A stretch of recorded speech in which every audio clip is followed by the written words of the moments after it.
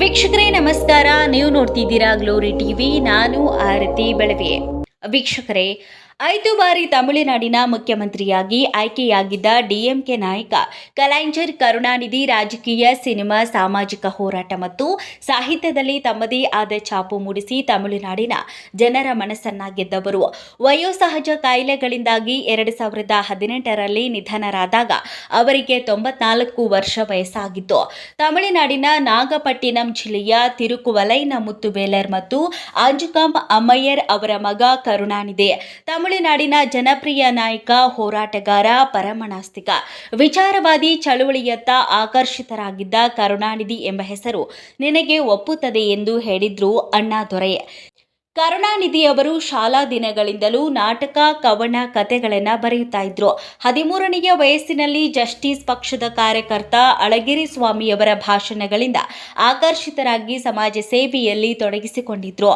ವಿದ್ಯಾರ್ಥಿಗಳ ಸಾಹಿತ್ಯ ಕಲೆಗಳನ್ನು ಉತ್ತೇಜನ ನೀಡುವುದಕ್ಕೆ ಎಲೈನರ್ ಮರುಮಲರರ್ಜಿ ಎಂಬ ಸಂಘಟನೆ ರೂಪುಗೊಂಡಿದ್ದು ಕರುಣಾನಿಧಿ ಅವರ ನೇತೃತ್ವದಿಂದಾಗಿತ್ತು. ಇದೇ ನಂತರ ವಿದ್ಯಾರ್ಥಿ ಸಂಘಟನೆಯಾಗಿ ಮಾರ್ಪಟ್ಟಿತ್ತು. ಕರುಣಾನಿಧಿ ತಮಿಳುನಾಡಿನಲ್ಲಿ ಹಿಂದಿ ವಿರೋಧಿ ಚಳುವಳಿಯ ಮುಂಚೂಣಿಯಲ್ಲಿದ್ದರು. ತಂದೆ ಪೆರಿಯಾರ್ ಅವರೊಂದಿಗೆ ಕೆಲಸ ಮಾಡಲು ಪ್ರಾರಂಭ ಮಾಡಿದ ಕರುಣಾನಿಧಿ ಈ ರೋಡ್ನಿಂದ ಪ್ರಕಟವಾದ ಕುಡಿಯರಶ್ ಪತ್ರಿಕೆಯಲ್ಲಿ ಕೆಲಸವನ್ನ ಮಾಡಿದ್ರು. ನಂತರ ಅವರು ದ್ರಾವಿಡ ವಿಚಾರಗಳನ್ನು ಪ್ರಚಾರ ಮಾಡುವುದಕ್ಕೆ ಮುರಸೋಲಿ ಪತ್ರಿಕೆಯನ್ನು ಸ್ಥಾಪನೆ ಮಾಡ್ತಾರೆ.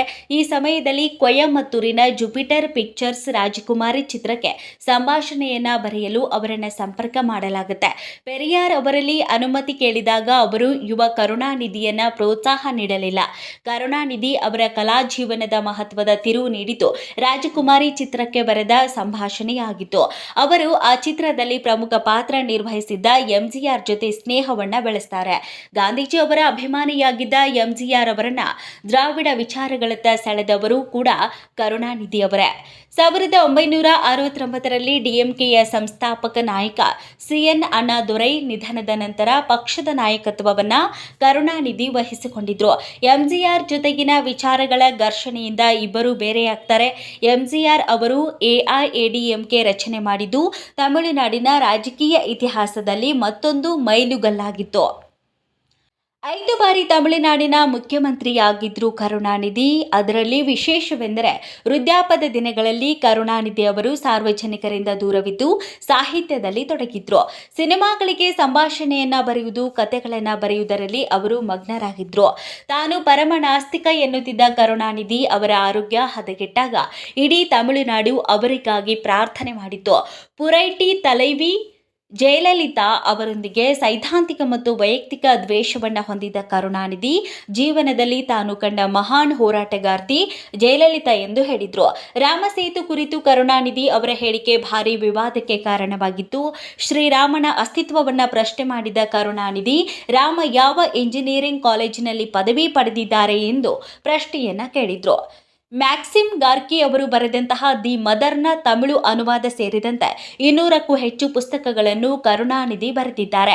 60ಕ್ಕೂ ಹೆಚ್ಚು ಚಿತ್ರಕಥೆಗಳು, ಜೀವನ ಚರಿತ್ರೆಗಳು, ಕಾದಂಬರಿಗಳು, ಐತಿಹಾಸಿಕ ಕಾದಂಬರಿಗಳು, ನಾಟಕಗಳು, ಚಲನಚಿತ್ರ ಗೀತೆಗಳು ಹೀಗೆ ಕಲೈಂಜರ್ ಕೈಯಾಡಿಸದ ತಮಿಳು ಸಾಹಿತ್ಯದ ಪ್ರಕಾರವೇ ಇಲ್ಲ. ಕಲೆ ಮತ್ತು ಸಾಹಿತ್ಯಕ್ಕೆ ಅವರ ಕೊಡುಗೆಯನ್ನು ಗುರುತಿಸಿ ಅಣ್ಣಾಮಲೈ ವಿಶ್ವವಿದ್ಯಾಲಯವು ಅವರಿಗೆ ಗೌರವ ಡಾಕ್ಟರೇಟ್ ನೀಡಿ ಗೌರವ ನೀಡಿದೆ. 2018 ಆಗಸ್ಟ್ 7ರಂದು ಮುತ್ತುವೇಲ್ ಕರುಣಾನಿಧಿ ಎಂಬ ಎಂ ಕರುಣಾನಿಧಿ ಇಹಲೋಕವನ್ನ ತ್ಯಜಿಸ್ತಾರೆ. ಮತ್ತಷ್ಟು ಸುದ್ದಿಗಳಿಗಾಗಿ ನೋಡ್ತಾ ಇರಿ ಗ್ಲೋರಿ ಟಿವಿ ಕರ್ನಾಟಕ. ಲೈಕ್ ಮಾಡಿ, ಶೇರ್ ಮಾಡಿ, ಸಬ್ಸ್ಕ್ರೈಬ್ ಮಾಡಿ. ಇದು ನಿಮ್ಮ ಶಕ್ತಿ.